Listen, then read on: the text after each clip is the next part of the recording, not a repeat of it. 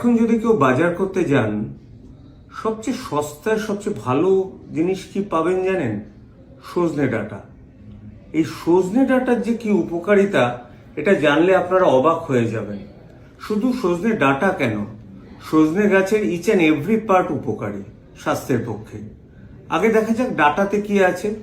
সজনে ডাঁটাতে adequate amount of vitamin A আছে, ভিটামিন সি আছে এবং ক্যালসিয়াম আছে। তাছাড়াও ভিটামিন বি কমপ্লেক্স কিছু পাওয়া যায়।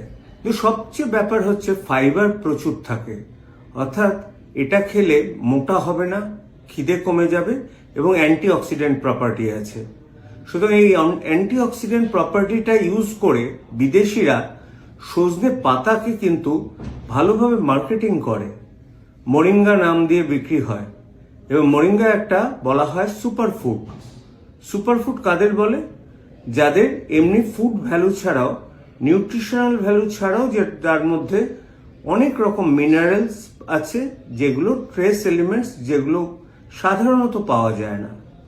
কিন্তু আমরা বাঙালিরা দেখুন হেলায় ফেলায় নষ্ট করছি।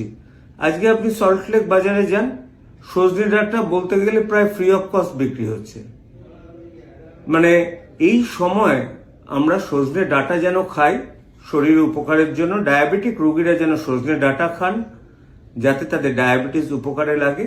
আর অনেকদিন আগে প্রচলিত মিথ, আমার এটা জানা আছে, আমি যখন ছোট ছিলাম মা আমাকে এই সময় সজনে ফুল খাওয়াতো।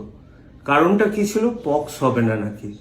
এই একটা বদ্ধ ধারণা কিন্তু আমাদের বাঙালিদের মনে গেঁথে আছে যে সজনে ফুল এই সময় খেলে পক্স হয় না।